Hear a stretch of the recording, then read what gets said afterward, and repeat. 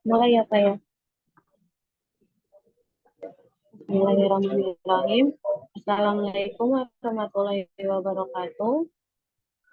Perkenalkan kami dari kelompok 3 ingin mempresentasikan tentang monitoring efek samping obat yang tersusun dari Iskandar Hakim, Celina Melinda, Stefia Wafa Khairia, dan Siti Nurmana.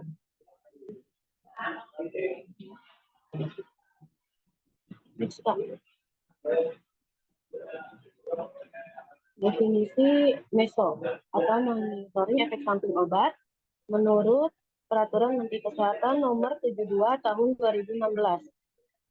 MESO adalah kegiatan pemantauan setiap respon terhadap obat yang tidak dikehendaki yang terjadi pada dosis lazim yang digunakan pada manusia untuk tujuan profilaksis, diagnosa, dan terapi. Efek samping obat adalah setiap efek berbahaya yang tidak diinginkan secara tidak sengaja dari suatu obat pada manusia, diagnosis atau terapi, serta modifikasi fungsi fisiologis.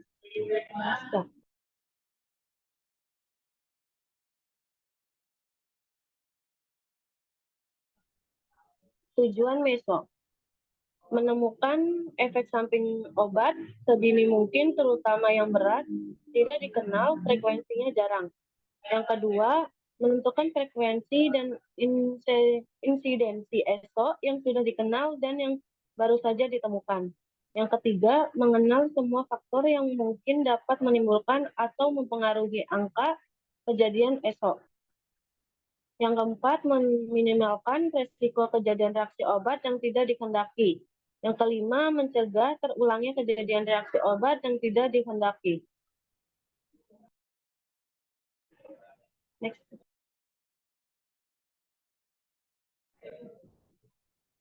Untuk mengenali efek samping obat, mengingat efek samping obat dapat timbul melalui mekanisme fisiologis dan patologis yang sama dengan mekanisme terjadinya suatu penyakit. Terkadang sulit dan hampir tidak mungkin membedakannya. Namun demikian, langkah-langkah di bawah ini dapat membantu dalam mengkaji kemungkinan suatu efek samping obat. Yang pertama, memastikan bahwa obat yang diberikan, diterima, dan dikonsumsi oleh pasien sesuai dengan dosis yang dianjurkan. Yang kedua, memverifikasi onset mulai terjadi setelah obat dikonsumsi, bukan sebelumnya, dan didiskusikan dengan cermat apa saja yang dirasakan oleh pasien setelah mengkonsumsi obat tersebut. Yang ketiga, menentukan interval waktu antara awal pengobatan dengan onset kejadian yang dicurigai sebagai efek samping obat.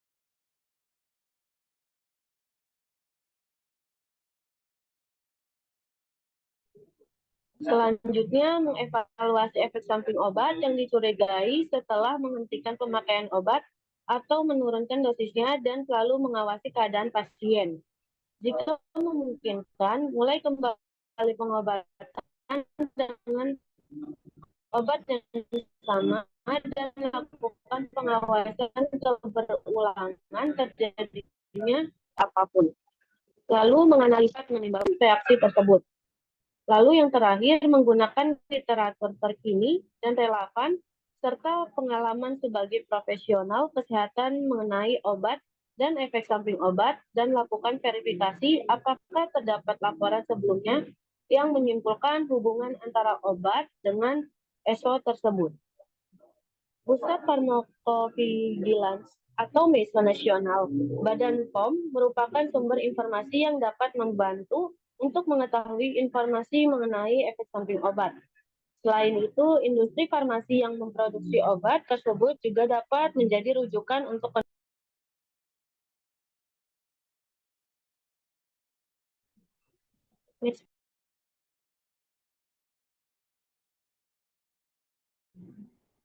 manfaat dan kepentingan monitoring efek samping obat. Yang pertama, keamanan pasien yang lebih baik. Dengan memantau efek samping, keamanan pasien dapat ditingkatkan dan risiko obat dapat diminimalkan. Yang kedua, informasi yang berguna. Pengawasan efek samping obat menyediakan informasi berharga tentang efek obat di dunia nyata dan membantu mengidentifikasi masalah yang mungkin muncul. Yang ketiga, pembaruan informasi obat. Data efek samping obat digunakan untuk pembaruan informasi obat, termasuk peringatan baru atau batasan penggunaan obat tertentu. Untuk yang terakhir, peningkatan kualitas perawatan. Pemantauan efek samping obat membantu meningkatkan kualitas perawatan dan melakukan tindakan pencegahan yang lebih efektif.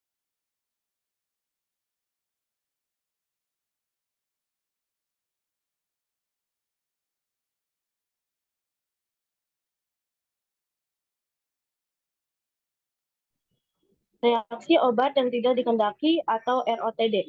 Reaksi yang tidak diinginkan dari obat yang terjadi selama penggunaan klinis dengan dosis lazim yang dipakai oleh manusia untuk tujuan profilaksis, diagnosis, maupun terapi. ROTD memiliki dampak yang merugikan seperti penurunan kualitas hidup, meningkatkan frekuensi kunjungan ke dokter, memperpanjang perawatan di rumah sakit hingga kematian. Menurut WHO atau ADR, merupakan dan tidak dikendalikan profilaksis maupun diagnosis. Menurut FDA, pada tahun 1995, ROTD merupakan efek yang tidak diinginkan yang berhubungan dengan penggunaan obat yang timbul sebagai bagian dari aksi farmakologi obat yang kejadiannya tidak dapat diperkirakan. Menurut Lawrence, pada tahun 1998, ROTD merupakan efek yang membahayakan atau tidak menyenangkan yang disebabkan oleh dosis obat yang digunakan sebagai terapi atau profilaksis atau diagnosis yang mengharuskan untuk mengurangi dosis atau menghentikan pemberian dan memperkirakan adanya bahaya pada pemberian selanjutnya. ROTD atau ADR perlu mendapat perhatian khusus karena dapat mempengaruhi kualitas hidup, peningkatan angka kunjungan ke rumah sakit, bahkan kematian. ROTD juga bersifat potensial dan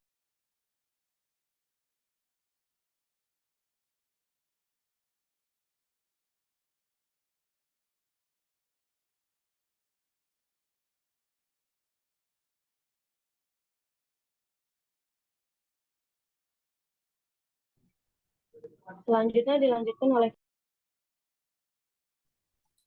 Baik, selanjutnya perbedaan meso dan ROTD. Perbedaan utama antara ESO dan KTD yaitu bahwa ESO terjadi pada pemberian dan dosis normal, sedangkan KTD tidak selalu berkaitan dengan efek obat. Dugaan adanya hubungan sebab akibat berlaku pada ESO, namun tidak disyaratkan ada untuk KTD.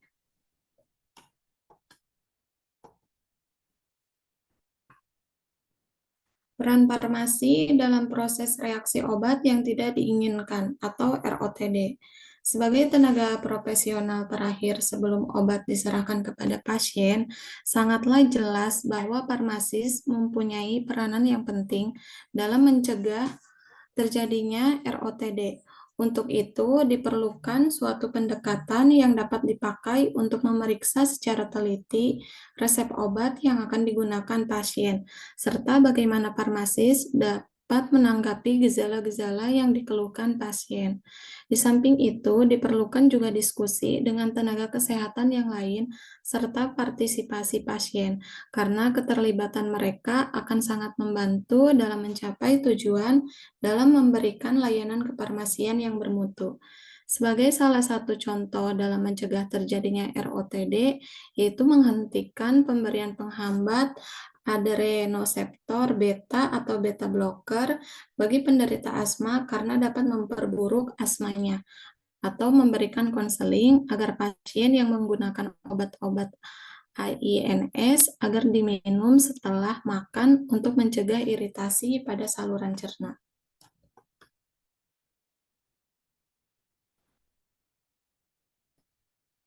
Berikut contoh kasus monitoring efek samping obat.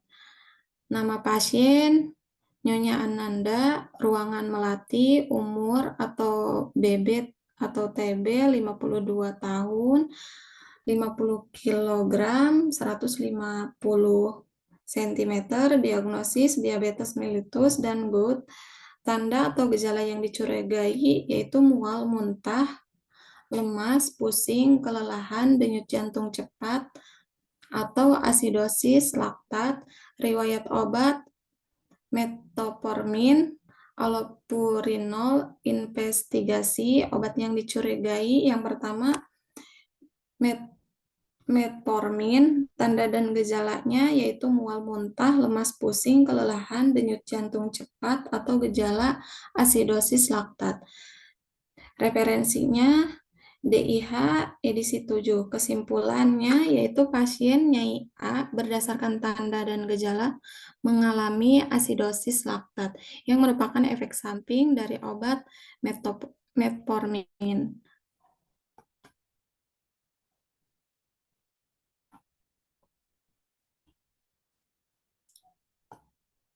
Selanjutnya contoh kasus monitoring efek samping obat yang kedua yaitu kasus Bapak Tino, 65 tahun. Awalnya Tuan Tino merasakan mata kiri perih karena terkena sabun, kemudian membasuh mata dengan air, namun tidak membaik. Lalu pasien membeli tetes mata Insto, namun tidak memberikan efek. Pasien pun berinisiatif untuk pergi ke apotik membeli obat mata yang termasuk obat keras dan harus menggunakan resep dokter. Namun pasien tetap meminta obat tersebut hingga akhirnya diberikan. Pasien pun tidak membaca aturan pakai yang seharusnya hanya 3 tetes setiap 6 jam, sehingga setelah menggunakan obat tersebut, mata pasien malah semakin perih dan saat obat diteteskan terasa panas. Akhirnya pasien pergi ke puskesmas dan memberitahukan kepada dokter mengenai obat yang digunakan. Hasil kornea mata pasien mengalami kerusakan. Dari beberapa kasus tersebut membuktikan bahwa apoteker sangat besar tanggung jawabnya dalam menyerahkan obat agar obat yang pasien dapat tepat baik dosis, indikasi serta cara penggunaan, maka pengobatan yang didapat akan efektif. Klasifikasinya yang pertama, tipe ROTD. Kasus di atas termasuk dalam tipe ROTD tipe A karena pasien tidak membaca aturan pakai sehingga menyebabkan toksisitas obat dan munculnya efek samping terhadap obat tersebut. Yang kedua, penanganan. Untuk penanganan mengenai pasien dengan kasus tersebut, kita dapat mengurangi dosis atau hentikan pemberian dan pertimbangan pemberian terapi menyerta.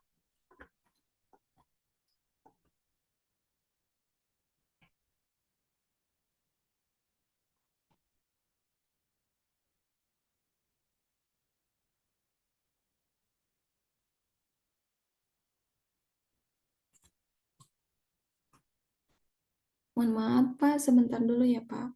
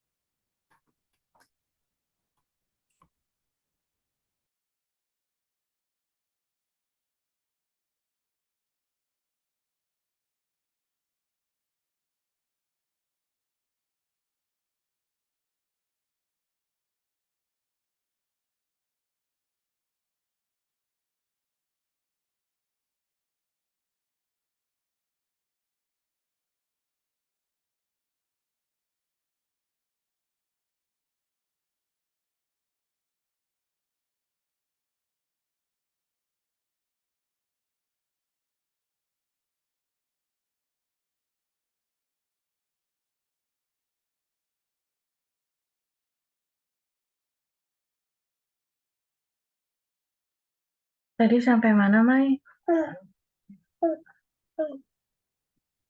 Iya, Bapak, maaf, Bapak tadi ada slide PPT yang ke skip, Pak.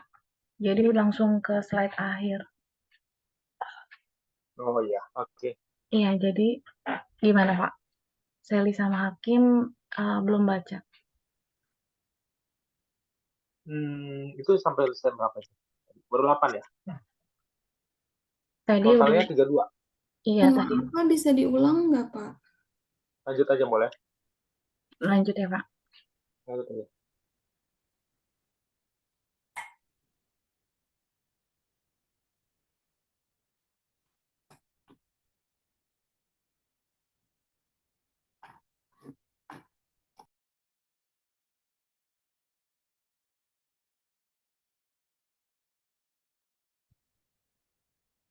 Tadi nyampe slide 6 ya, Mai?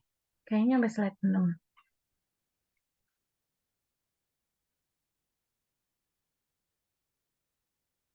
Ini kayaknya belum. Jadi kegiatan pemantauan dan pelaporan ESO itu apa aja? Yang pertama, kita mendeteksi dulu kejadian ESO yang atau ROTD yang tidak diinginkan. Kemudian mengidentifikasi obat-obat apa yang mempunyai risiko tinggi mengalami ESO. Setelah kita mengidentifikasi, lalu mengevaluasi laporan ESO dengan algoritma Naranjo. Algoritma Naranjo ini adalah standar probabilitas dari analisa kausalitas dari MESO yang dimana dikeluarkan oleh Badan POM. Kemudian mendiskusikan dan mendokumentasikan ESO di tim atau subkomite atau tim farmasi dan terapi. Yang terakhir kita melaporkan ke Pusat Monitoring Efek Samping Obat Nasional atau Pusat Farmakovigilans. Selanjutnya, mengapa tenaga profesional kesehatan mempunyai peran paling strategis dalam mendeteksi dan melaporkan ESO? Selanjutnya, karena tenaga profesional kesehatan merupakan garda terdepan atau menduduki peran paling strategis, di mana dibandingkan dengan keluarga pasien, tenaga profesional kesehatan seperti dokter, apoteker, perawat, dokter gigi, bidan, dan lainnya seyogyanya melaporkan ESO sebagai bagian dari tanggung jawab profesi, meskipun masih terdapat keraguan terkait hubungan langsung antara reaksi yang timbul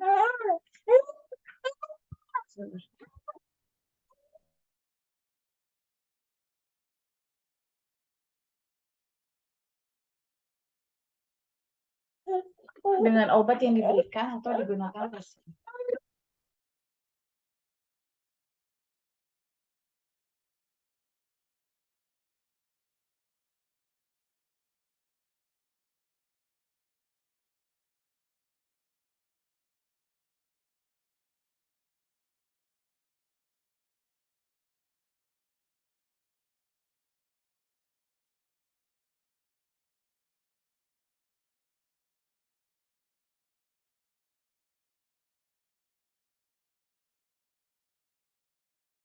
Sehingga dapat mengurangi risiko atau penderitaan yang diakibatkan ESO dan menyelamatkan ribuan kehidupan pasien lain dengan melakukan satu hal, yaitu laporkan setiap kejadian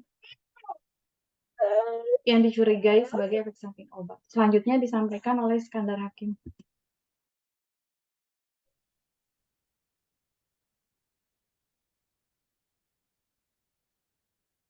Selanjutnya, peran farmasi dalam proses monitoring efek obat. Berdasarkan pedoman pelayanan kefarmasian, apoteker memiliki peran dalam melakukan pemantauan dan melaporkan hasil monitoring efek samping obat dan kesalahan pengobatan. Apoteker memastikan bahwa dokter telah menginformasikan setiap kemungkinan munculnya efek samping obat.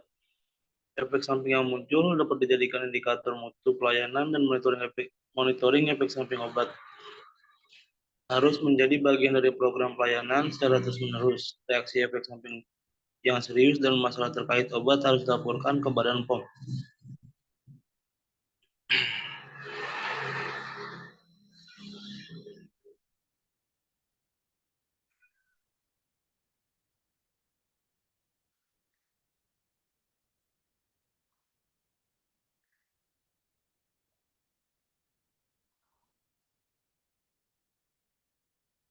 Jadi apa saja yang harus dilaporkan untuk obat baru?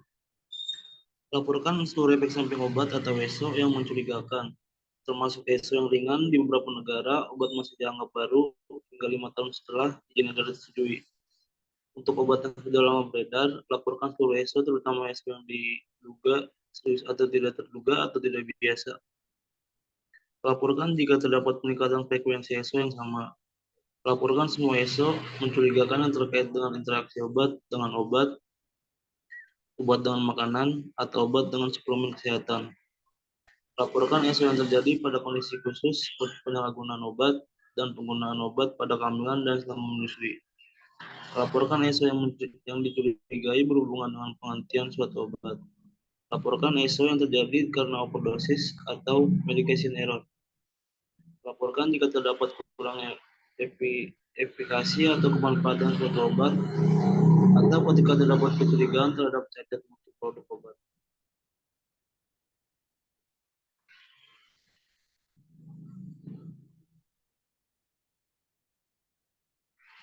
Empat jenis informasi minimal yang harus disampaikan dalam laporan ESO yaitu sebagai berikut.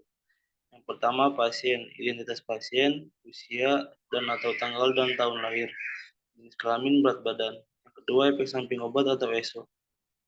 Deskripsi ESO, tanggal terjadinya ESO, tanggal dilaporkan, hasil tes, laboratorium atau tes lainnya yang sesuai jika ada. Informasi atau riwayat pasien yang relevan lainnya. Kesudahan efek samping. Yang ketiga, obat yang dicurigai, nama obat atau zat aktif dan nama dagang, dosis, frekuensi, dan rute pemberian obat. Tanggal mulai penggunaan obat, indikasi penggunaan obat, informasi kejadian ESO membaik setelah obat dihentikan atau dikurangi dosis. Nomor batch, informasi apakah ESO muncul ketika obat diberikan kembali. Obat yang dikonsumsi bersama obat yang dicurigai beserta tanggal mulai mengkonsumsi obat tersebut.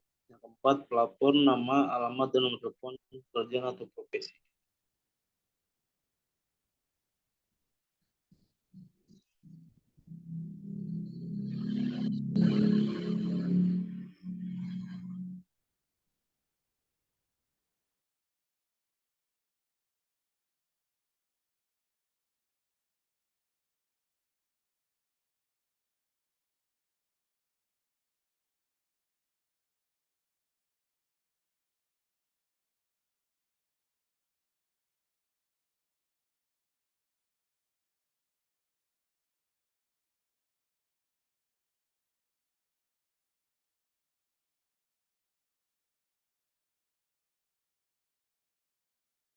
Selanjutnya, tahapan monitoring efek samping obat. Yang pertama, pencatatan data. Yang kedua, evaluasi dan analisis kausalitas. Yang ketiga adalah pelaporan.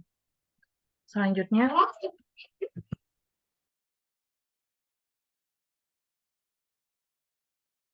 kemudian ada alur pelaporan MESO.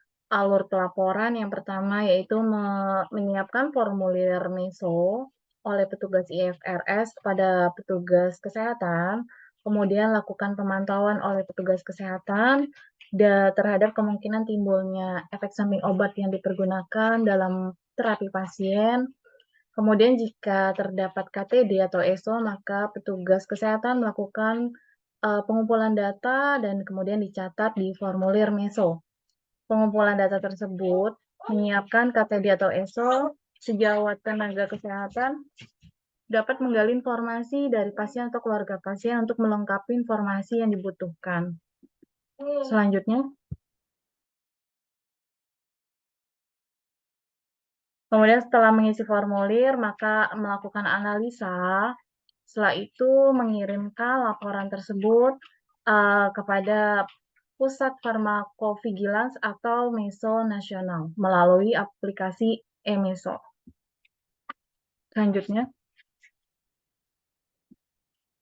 pelaporan dalam monitoring MESO ini dilakukan oleh tenaga kesehatan, yaitu dokter, apoteker, dokter spesialis, dokter gigi, bidan, dan perawat. Apa saja yang perlu dilaporkan, yaitu setiap kejadian yang dicurigai sebagai efek samping obat, baik efek samping obat yang sudah diketahui hubungannya atau sudah diketahui kausalitasnya maupun yang belum pasti analisa kausalitasnya. Selanjutnya, berikut adalah contoh formulir meso yang kita kenal dengan formulir kuning. Apa saja yang harus dicantumkan di dalam formulir kuning tersebut? Yang pertama, kode sumber data diisi oleh badan POM, kemudian informasi-informasi tentang penderita, yaitu nama, nama ini bukan diisi dengan nama asli, melainkan nama inisial untuk menjaga kerahasiaan atau identitas pasien. Kemudian umur, diisi berapa tahun umurnya, kecuali untuk bayi. Jika di bawah 1 tahun, maka diisi dengan kode minggu atau bulan. Kemudian suku juga harus diisi, apakah suku Jawa, Batak, atau dan lain-lain. Kemudian ada berat badan pasien yang dinyatakan dalam kilogram. Pekerjaan, jika dicurigai apakah pekerjaan juga mempengaruhi terjadinya ESO, maka dituliskan. Misalnya adalah buruh pabrik kimia, atau pekerja bangunan, atau pegawai kantor, dan lain-lain. Kemudian kelamin, jika di situ diberi tanda X, jika tertulisnya kelaminnya wanita, kemudian keterangannya hamil, tidak hamil, atau tidak tahu. Selanjutnya, kemudian penyakit utama. Penyakit utama, mengapa pasien diberikan obat tersebut yang dicurigai menimbulkan KTD atau ESO. Kemudian kesudahan penyakit utama. Apakah itu penyakit utamanya sudah sembuh, meninggal, atau sembuh dengan gejala sisa, atau belum sembuh, atau tidak tahu.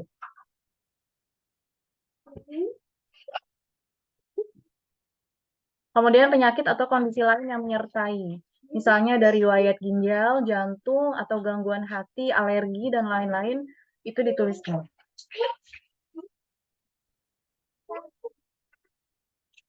Selanjutnya.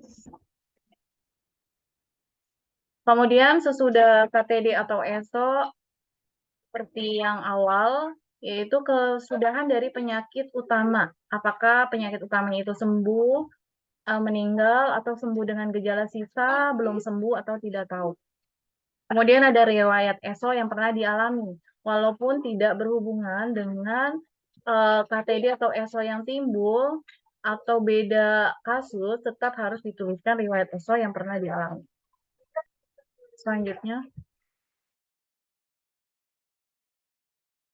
Kemudian ada nama obat yang diterapi yang dituliskan oleh dokter, semuanya dicantumkan. Selanjutnya disampaikan Siti Nurmaya.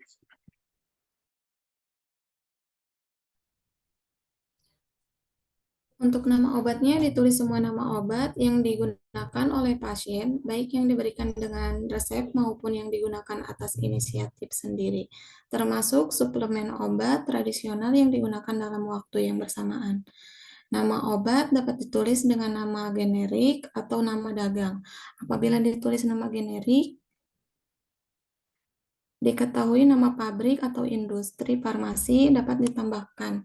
Apabila ditulis nama dagang, tidak perlu ditulis nama pabrik atau industri farmasi. Untuk bentuk sediaannya, ditulis bentuk sediaan dari obat yang digunakan pasien, contohnya tablet,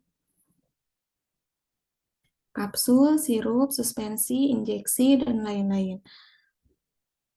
Untuk tanda X obat yang dicurigai, sejawat tenaga kesehatan dapat membutuhkan tanda X pada kolom obat yang dicurigai menimbulkan KTD atau ESO yang dilaporkan sesuai informasi produk atau pengetahuan dan pengalaman sejawat tenaga kesehatan terkait hal tersebut.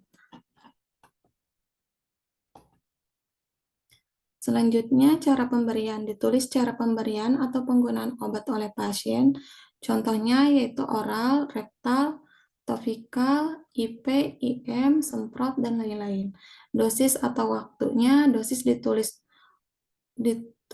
dosis obat yang digunakan oleh pasien dinyatakan dalam satuan berat atau volume.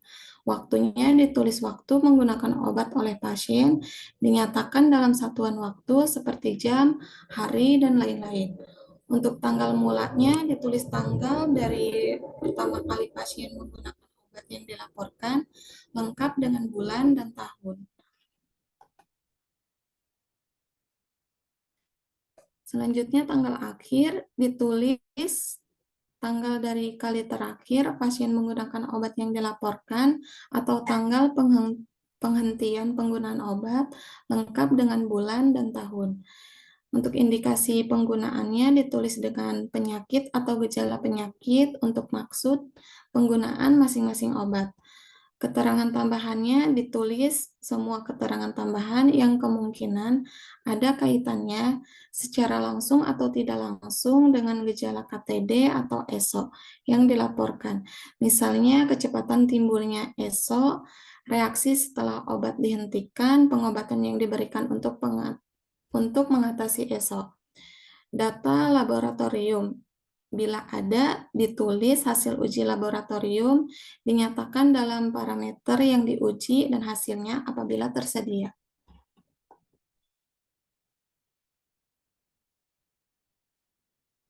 Selanjutnya, manfaat dan kepentingan monitoring efek samping obat. Yang pertama, keamanan pasien yang lebih baik. Dengan memantau efek samping, keamanan pasien dapat ditingkatkan dengan risiko obat dapat diminimalkan.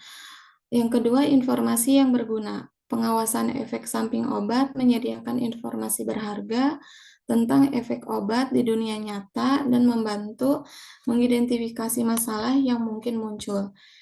Yang ketiga, pembaruan informasi obat.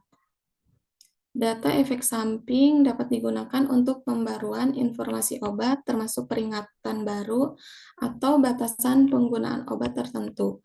Dan yang terakhir, meningkatkan kualitas perawatan. Pemantauan efek samping obat membantu meningkatkan kualitas perawatan dan melakukan tindakan pencegahan yang lebih efektif.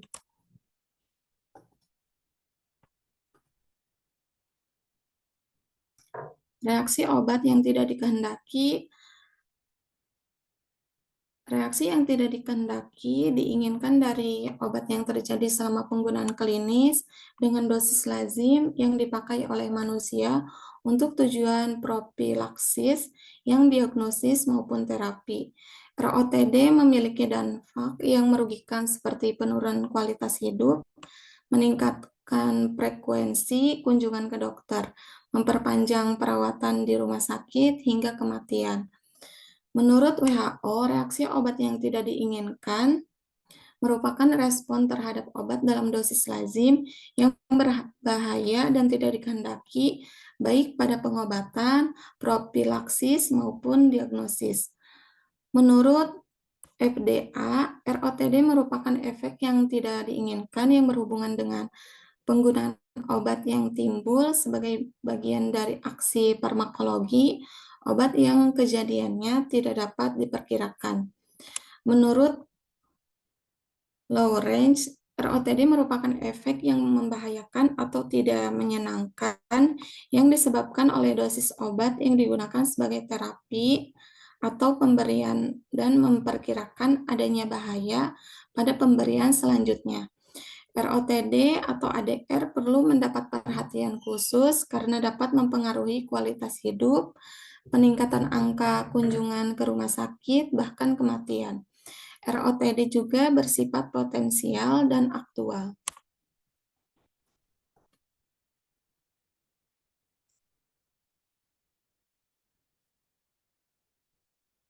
Selanjutnya, perbedaan meso dan ROTD. Perbedaan utama antara ESO dan KTD yaitu bahwa ESO terjadi pada pemberian dan dosis normal, sedangkan KTD tidak selalu berkaitan dengan efek obat. Dugaan adanya hubungan sebab akibat berlaku pada ESO, namun tidak disyaratkan untuk KTD.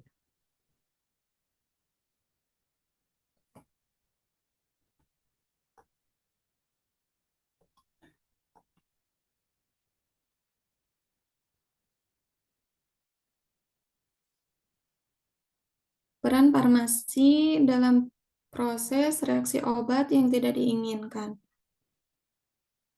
Sebagai tenaga profesional terakhir sebelum obat diserahkan kepada pasien, sangatlah jelas bahwa farmasis mempunyai peranan yang penting dalam mencegah terjadinya ROTD.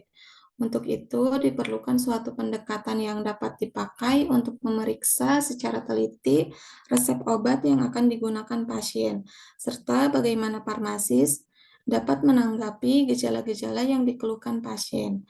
Di samping itu, diperlukan juga diskusi dengan tenaga kesehatan yang lain serta partisipasi pasien, karena keterlibatan mereka akan sangat membantu dalam mencapai tujuan dalam memberikan layanan kefarmasian yang bermutu.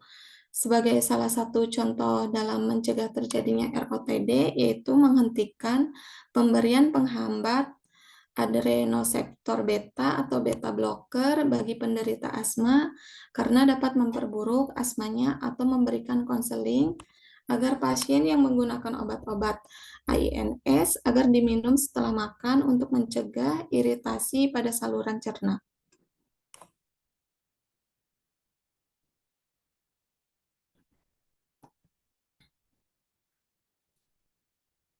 Tadi sudah dijelaskan untuk contoh kasus monitoring efek samping obat.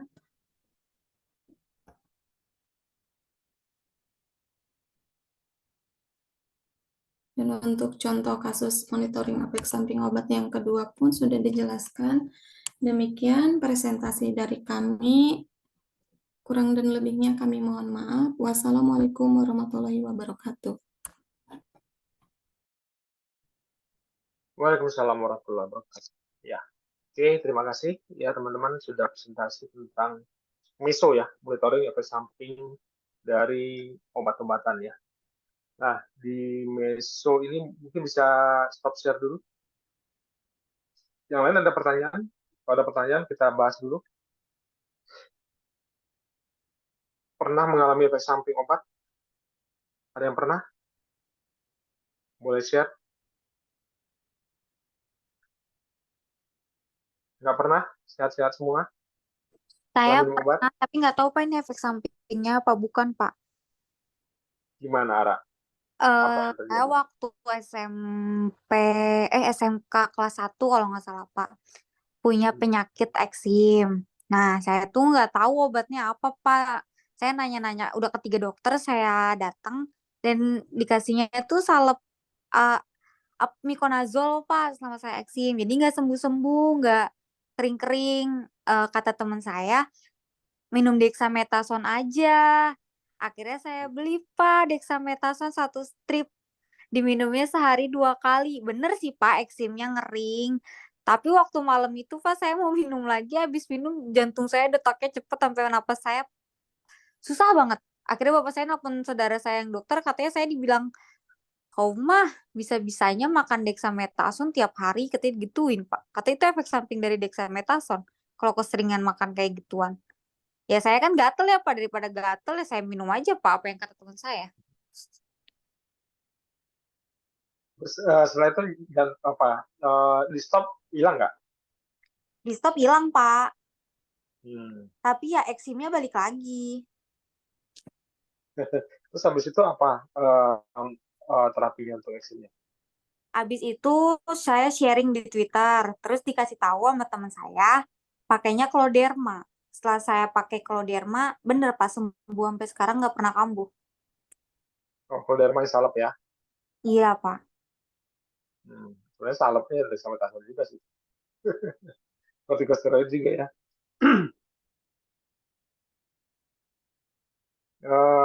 Ya, artinya memang buat orang lain bisa jadi nggak ada masalah, tapi buat orang tertentu masalah. Artinya ada suatu reaksi alergi ya yang terjadi pada seseorang yang akhirnya menimbulkan efek samping yang bisa jadi kalau tadi disebutkan ada efek samping obat, ada ROTD, reaksi obat yang tidak diinginkan. Ya udah diulas juga tuh.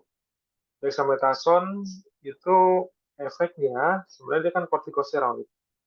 Kortikosteroid itu bisa sebagai anti alergi, bisa juga sebagai anti satu lagi inflamasi bisa, alergi bisa, inflamasi bisa. Nah, kalau eksim itu kan pengobatannya sebenarnya udah pas. Buat orang mungkin itu udah satu kondisi yang memang membaik ketika dikasih itu. Tapi bagi Ara tadi ternyata enggak. Artinya ada kondisi tertentu yang memang menimbulkan terjadinya efek samping yang tidak diinginkan ketika penggunaan obat dalam dosis yang normal. Kemudian ada pertanyaan juga nih dari Fahmi. Apakah ada alat atau pedoman tertentu yang digunakan dalam proses ROTD untuk memandu evaluasi terhadap terapi obat? Ya, alat atau pedoman tertentu yang digunakan dalam proses untuk memandu evaluasi terhadap terapi obat. Fahmi, maksudnya ketika orang terjadi alergi, kemudian apa panduan terapinya gitu kali ya?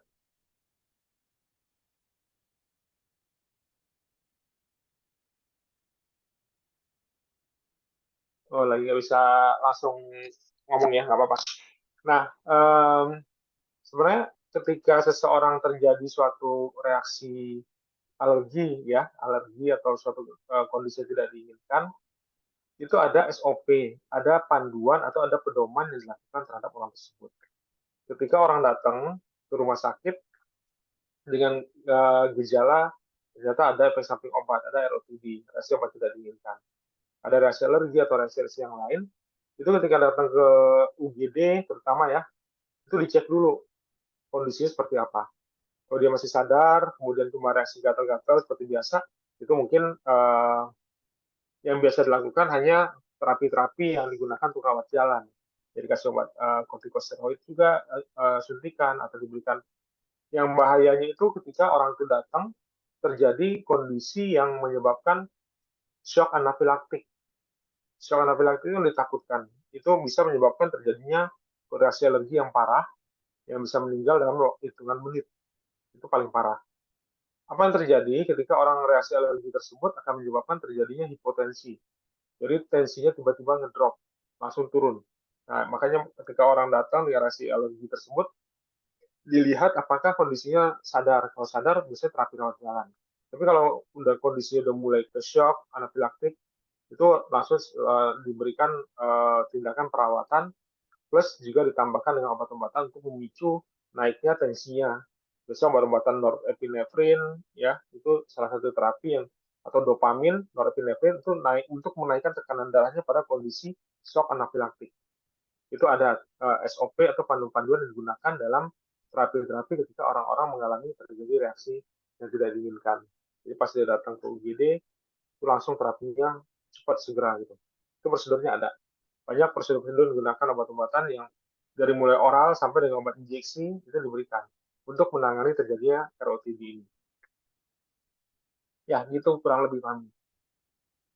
Ada panduan obat-obatannya ya ketika diberikan. Yang lain ada lagi, teman-teman? Saya coba share sedikit ya tentang tambahan tentang materi yang sudah disampaikan. Jadi udah lengkap juga yang ditampilkan teman-teman ya. Jadi ada suatu konsep ya tentang pharmacovigilance, di mana ini untuk melindungi konsumen sebenarnya. Karena obat-obatan ini kan kita tahu bukan suatu hal yang aman ya, bukan suatu hal yang diketahui orang banyak. Akhirnya pemakaiannya pun juga semuanya paham gitu kan, enggak. Obat-obat ini suatu komoditi, suatu suatu produk yang memang kalangan terbatas ya, orang farmasi, orang medis, itu buat orang awam ini salah satu yang memang rentan terjadinya penyalahgunaan atau penggunaan yang salah. Tetapi di pharmacovigilance pun juga walaupun penggunaannya benar, kalau sudah terjadi efek samping itu bisa terjadi. Nah, ini salah satu dasar ya, dasar kenapa pharmacovigilance akhirnya sangat diperlukan ketika terjadi efek samping thalidomid. Thalidomid, teman-teman lihat di situ bayi-bayi lahir dengan kondisi yang tidak normal. Ketika mereka lahir itu cacat ya, tangannya cuma sedikit, kaki juga cuma sedikit ya, yang kanan di atas. Ini efek samping dari obat-obatan thalidomid. Orang nggak tahu pada awalnya. Taunya ibu-ibu hamil pasti mengalami mual dan muntah. Nah, dicarilah obat-obatan, temulah zat yang namanya thalidomid ini. Ketika dicek, oh bagus nih buat mual muntah, kasihlah ke ibu hamil. Ternyata setiap ibu hamil yang mengkonsumsi thalidomid ini mengalami terjadinya menyebabkan efek teratogen yang menyebabkan cacat lahir pada 10.000 anak di negara tersebut. di mana pada saat tersebut banyak digunakan pada wanita hamil. Jadi tangannya pendek, kakinya juga seperti itu ya. Itu terjadi di tahun 61 sampai dengan 62. Jadi kalau sekarang mungkin usia orang-orang ini udah 60-an juga ya. 2023 ya 60, 61.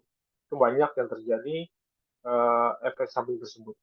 Tujuannya apa? Untuk pengobatan mual dan muntah pada awal-awal kehamilan. Nah, inilah makanya perlu sekali akhirnya di sini dari awal udah mulai dilakukan screening ya. Mulai ada uji praklinis. Kalau dulu-dulu kan nggak terlalu dilakukan. Tahun-tahun segini masih banyak pengobatan yang tidak mengalami terjadinya proses-proses itu. Dari praklinis diuji dulu pada hewan coba. Ketika diuji pada hewan coba, kemudian aman, baru masuk ke uji klinis, baru melibatkan manusia. Kalau ini dilakukan pada waktu itu, nggak akan terjadi ya pada manusia. Maka di fase 1 pun sebenarnya sudah dilihat. Kalau uji klinis fase 1 itu dilihat keamanannya.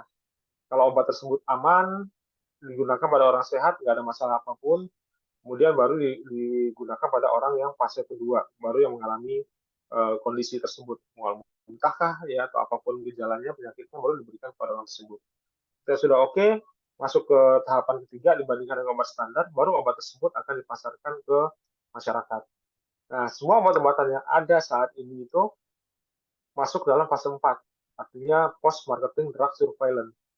Post-marketing itu setelah dipasarkan, mereka sudah dapat nomor izin edar, mereka sudah bisa jualan, mereka sudah bisa distribusi, obat-obatannya sudah bisa diminum oleh pasien, tapi selama obat tersebut beredar, mereka selalu ada dalam fase 4.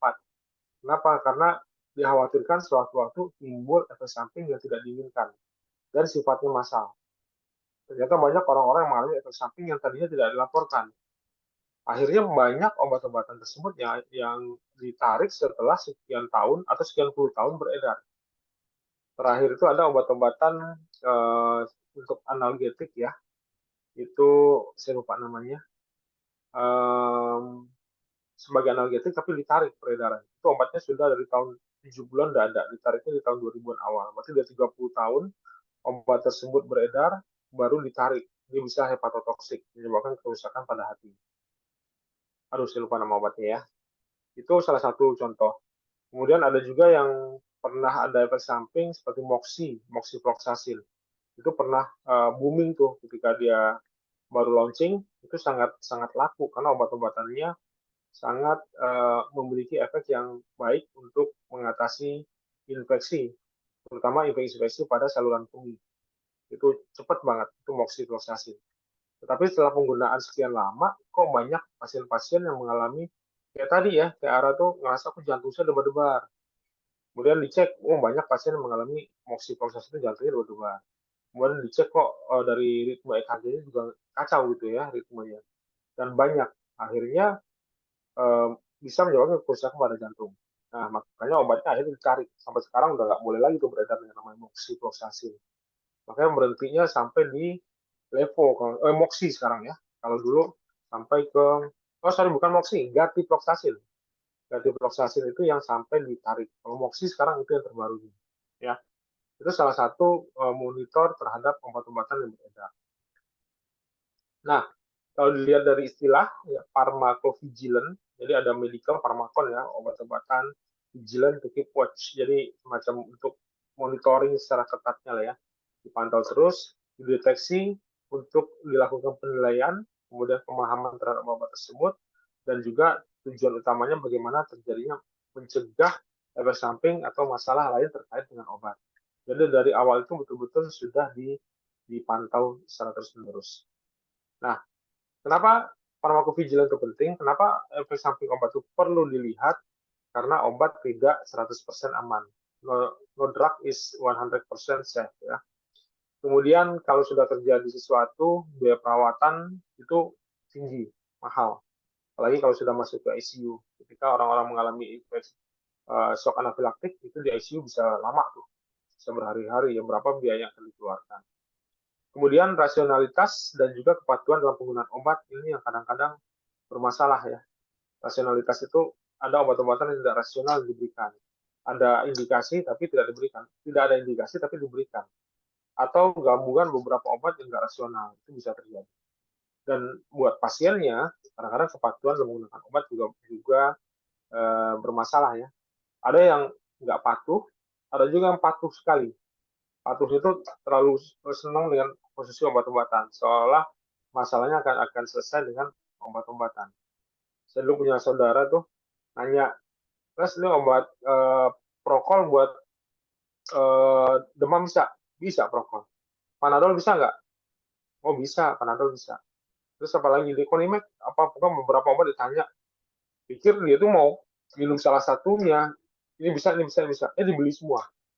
Diminum, habis itu dadanya debar-debar, kepalanya pusing segala macam lah. Itu kejadian waktu itu bawa ke klinik waktu itu ya. Untungnya nggak apa-apa. Tapi itu ada yang patuh, ada yang itu sangat patuh, ada yang tidak patuh ke minum obat. Makanya penting sekali adanya farmakovigilan ini. Kemudian di produk-produk itu juga banyak ya, ada banyak sekali produk yang beredar, baik itu pada anak-anak maupun pada masyarakat ya, itu banyak sekali obat-obatan yang beredar. Maka praktek farmakovigilan ini diatur oleh di Badan POM. Mereka juga mengatur bagaimana ketika obat-obatan ini, ketika ada permasalahan yang ada, mereka wajib melaporkan segera. Makanya tadi di slide yang sebelumnya teman-teman sudah sampaikan ya, ada form kuning. Form kuning itu form yang memang harus diisi oleh tenaga medis ketika mereka menemukan adanya kasus-kasus seperti ini. Jadi tidak dibiarkan aja, tapi langsung dilapor, dan pihak industri farmasi pun juga wajib langsung melakukan investigasi terhadap produk mereka. Karena itu banyak sekali kejadian-kejadian ya. Nah, ini saya tambahkan juga sedikit teman-teman, bagaimana praktik farmakovigilan di perusahaan atau perusahaan farmasi yang mengkonsumsi atau yang memprodusenkan atau membuat obat-obatan tersebut. Kalau tadi sudah disampaikan oleh teman-teman itu dari rumah sakit ya, apa yang dilakukan rumah sakit, mereka melakukan form kuning tadi, melaporkan segera. Nah, di perusahaan farmasi mereka pun juga menerima banyak komplain. Komplain tentang apa aja? Ada tentang perubahan fisik obat. Ini juga salah satu yang perlu juga dilaporkan. Tidak hanya efek samping obatnya saja, tapi ada perubahan fisik obat, itu komplain-komplain yang mereka lakukan. Kemudian lack of efficacy, obatnya nggak ngefek. Obatnya ada, diminum atau digunakan, disuntik segala macam, tapi lack of efficacy, tidak atau berkurang efeknya.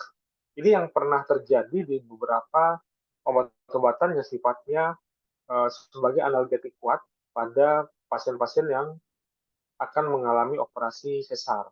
Ya. Itu kan ada obat-obatan diberikan secara apa tuh? Yang lewat belakang? Secara? Ada yang tahu? Spinal ya, tulang belakang. Nah, itu terkadang ada beberapa obat-obatan yang termasuk obat-obatan yang termolabil. Termolabil itu dia sangat bermasalah dengan perubahan suhu. Tidak stabil dengan adanya suhu, labil ya ketika ada suhu. Sehingga pada saat penyimpanan obatnya atau pengiriman distribusinya, itu obat tersebut wajib dalam suhu yang rendah. Salah satu contoh obat-obatan yang sering terjadi lack of efficacy itu bupivacain atau levobupivacain. Ini obat-obatan yang bisa mengalami lack of efficacy ketika disimpan pada suhu yang tinggi ya. Bahkan di atas 40 pun dia sudah 30-an sampai 40-an dia sudah lack of efficacy. Sehingga pada saat mau dilakukan operasi dan udah disuntik, itu pasiennya tetap mengalami rasa nyeri yang hebat ketika dilakukan proses operasi. Nah, itu lack of efficacy itu wajib dilaporkan. Kemudian produk technical complaint, perubahan fisik obat menyebabkan efek samping. Yang lain-lain ada juga lack of efficacy, overdosis, penggunaan yang off-label, ya. Off-label itu penggunaan yang tidak ada di indikasi, tapi digunakan untuk sebagai efek samping. Ya tadi dikatakan Ara itu dexamethasone, itu banyak digunakan sebagai obat-obatan untuk menambah nafsu makan, karena efek sampingnya itu. Itu off-label, bukan efek yang diharapkan dalam indikasinya, tapi di luar labelnya. Kemudian juga penyalahgunaan obat, salah pakai cara obat, kemudian ketergantungan, efek terapi yang tidak diketahui, paparan di tempat kerja, segala macam ya, penggunaan produk luar kondisi penyimpanan disetujui, itu semua komplain-komplain yang biasanya masuk. Nah, ini contoh-contoh dari perubahan fisik obat, pudar warnanya atau bubuknya menjadi menggumpal. Jadi teman-teman kalau kemarin praktikum solid ya, warna tabletnya kok jadinya pudar, warnanya kok jadinya nggak bagus. Kemudian bisa jadi kalau dibentuknya masih granul kemarin ya, itu menggumpal, itu perubahan fisik obat. Kemudian kotaknya rusak, ada yang kemarin kotaknya kegedean, ya ada juga kotaknya yang ditambah di ujungnya, karena pada waktu di print mungkin potong ya. Itu kemasan-kemasan yang sering terjadi atau perubahan fisik obat yang setelah obat tersebut dipasarkan. Labelnya sobek, botolnya harus berisi 30 tapi hasilnya kurang, ya, atau blister yang kosong. Blisternya ada tapi obatnya nggak masuk ke situ. Filenya rembes, tablet menyebabkan bau tidak enak, itu botol loss, orang dibuka nggak bisa ditutup lagi, isi cairan kurang, itu semua perubahan-perubahan fisik obat yang boleh si pasiennya melakukan komplain ya, yang sering terjadi ke perusahaan farmasi. Ini tadi sudah dijelaskan juga oleh teman-teman ya, ada adverse drug reaction atau kejadian obat tidak diinginkan tadi ya, ROTD, ada juga adverse drug reaction, efek samping obat. Kejadian medis tidak diinginkan yang terjadi selama terapi menggunakan obat, tetapi belum tentu disebabkan oleh obat tersebut. Itu bisa jadi karena faktor yang lain sebenarnya. Bisa jadi adanya interaksi obat satu dengan obat yang lain. Bukan obat utamanya, tapi interaksi obat satu dengan obat yang lain. Ini log efficacy tadi, onsetnya tertunda, tidak ada blokade di situ, obat-obat anestesi, pasien sudah siap dilakukan operasi, tetapi obatnya tidak memiliki efek ketika disuntikan. Itu lack of efficacy. Kemudian ada juga terjadi perubahan warna atau endapan, itu juga sering terjadi. Berubah warna ketika digunakan pasien. Kadang-kadang penyimpanannya kena suhu yang lumayan cukup tinggi atau pada kena cahaya langsung, maka dia akan menyebabkan terjadi perubahan warna. Kemudian ini tadi sudah disampaikan, pelapornya sudah ada, nama, profesi, nomor telepon, alamat, ini boleh disertakan, boleh tidak. Pasien dapat diidentifikasi secara usianya, produknya apa saja, dan juga kronologis kejadiannya itu boleh dikomplainkan. Dan waktu pelaporannya itu harus cepat. Karena kalau terjadi satu, yang tidak dilaporkan satu ini, ternyata terjadinya banyak, dan semuanya nggak ada yang lapor. Akan semakin banyak lagi pasien-pasien yang mengalami kasus tersebut. Bukan karena obatnya yang, bukan karena pasiennya, bisa jadi karena obatnya yang bermasalah. Dulu pernah terjadi beberapa tahun yang lalu ya, itu ada obat-obatan yang dilakukan, mungkin saya pernah cerita juga di dalam praktikum solid, itu ada obat yang salah dalam formulasinya. Ya teman-teman lah, kalau praktik formulasi, obatnya tampilnya serbuknya dekat-dekat tuh, di dalam kotak yang dekat, kemudian salah ngambil, itu akan salah. Nah, bayangkan kalau obatnya itu beda sekali efeknya, dan salah satunya, yang satu buat efek anestesi, satu lagi buat penggumpalan darah, deket-deketan. Jadi ada bupivacain sama tranexamic acid, bentuknya sama, nggak ada barcode-nya, kemudian salah ambil. Diproduksilah tuh obat filenya. Ampulnya diproduksi. Ketika udah jadi, ya bentuknya nggak ada perbedaan. Label luarnya sama dengan obat aslinya, obat yang biasa, tapi isinya sudah berubah. Peruntukannya udah beda. Jadi orang-orang yang tadinya mau dioperasi sesar, disuntik di punggung belakangnya, bukan memberikan efek analgetik, tetapi menyebabkan terjadinya bekuan darah di situ. Dan itu pernah terjadi, dan perusahaannya perusahaan besar. Itu kasusnya yang di blow up, nggak terlalu di blow up ya, buru-buru diperedam, tapi pada dasarnya itu banyak sekali yang terdampak ya, bahkan ada beberapa yang meninggal, itu ada ya. Makanya kalau ada kejadian seperti itu 1x24 jam harus dilakukan pelaporan. Nah ini alur pelaporannya seperti itu. Ini beberapa contoh keluhan ya, ada larutannya kekuningan, atau infusnya bocor, atau terbentuk gumpalan di dalam, itu salah satu juga yang perlu dilaporkan. Lengket atau rembesan di situ, kemudian ada juga yang pelarutnya terjadi perubahan warna, beda-beda ya. Itu perlu dilakukan pengecekan lebih lanjut ya. Jadi tidak hanya dari efek samping obatnya saja, tapi potensi terjadi efek samping obat yang akan timbul ketika obat-obatan yang dikonsumsi atau yang akan digunakan itu memiliki permasalahan ya. Walaupun efek sampingnya masih jauh, tetapi ketika terjadi perubahan-perubahan warna, perubahan bentuk, itu wajib segera dilaporkan karena obat tersebut sudah beredar di luar. Jangan-jangan satu batch itu bermasalah semua dan obatnya udah nyebar kemana-mana. Maka perlu dilakukan tindakan segera supaya kalau memang terjadi permasalahan di batch tersebut, perusahaan farmasinya wajib untuk menarik sendiri obat-obatan mereka. Itu segera.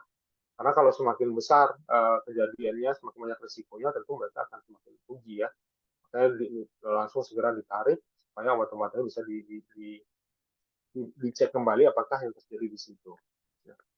Saya dulu juga pernah jualan sirup dulu ya. Di sirup itu terjadi endapan, ada endapan di bagian bawah. Ketika ada endapan, pasiennya komplain. Sampai ditelepon, datangin ke sana, yang dikhawatirkannya takutnya anaknya kenapa-napa, sudah diminum. Maka kita harus jelaskan ke pasien tersebut, ini nggak ada apa-apa Bu, ini sebenarnya endapan ini biasa terjadi ketika memang penyimpanannya atau ini, tapi tidak menyebabkan terjadi efek. Suruh tungguin dulu anaknya di situ, sampai lama, sampai siang, nggak ada terjadi apa-apa, baru kita boleh pergi. Kalau nggak, mereka waktu itu ibu-ibunya tetap tahan. Pokoknya kalian harus tanggung jawab. Ya, harus tanggung jawab, tunggu di sini. Saya akan lihat efek kepada anak saya apa. Wah, itu sampai segitunya waktu itu. Karena orang tua kan takut ya.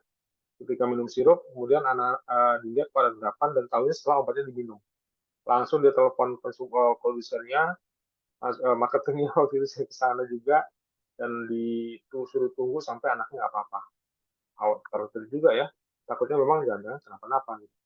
Bukan karena itu atau obat yang lain, nggak tahu. Itu kurang lebih teman-teman tambahannya ya untuk farmakovigilan ini. Tadi materinya sudah cukup lengkap ya.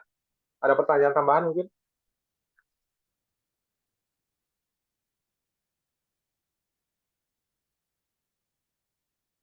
Nggak ada?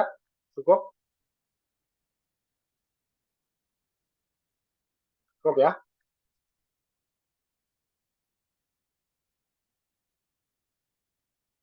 Nggak ada, saya absen dulu teman-teman.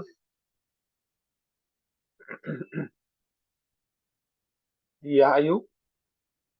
Hadir Bapak. Oke, Anita Rahman. Hadir Pak. Mala. Hadir Pak. Muhammad Romli. Hadir Pak. Yulita. Hadir Bapak. Rafelina. Hadir Pak. Lulu. Hadir. Septi Berta. Hadir Pak. Titin Nurmaya. Hadir Bapak. Ayodhya. Hadir Pak. Fahmi. Kami hadir Pak, ada di textbook. Oke. Ananda. Hadir Pak. Iskandar. Iskandar Hadir, Pak. tadi sih notifnya left Pak. Oh, udah ada. Nia. Hadir Pak. Hadir Pak. Azahra. Hadir Pak. Arta. Hadir Pak. Mutiara. Hadir Pak. Nia. Hadir Pak. Setia Wafa. Hadir. Indah. Hadir Pak. Siti Fatimah. Hadir Pak. Teguh. Hadir Pak. Siti Askia. Hadir Pak. Ilmi. Hadir Pak. Feli. Hadir Pak. Silvi. Hadir Bapak. Oke. Ya. Oke, gitu teman-teman ya. Cukup sekian malam ini. Terima kasih. Selamat malam. Assalamualaikum warahmatullahi wabarakatuh. Terima kasih semua ya. Waalaikumsalam warahmatullahi wabarakatuh. Terima kasih Pak. Terima kasih semua.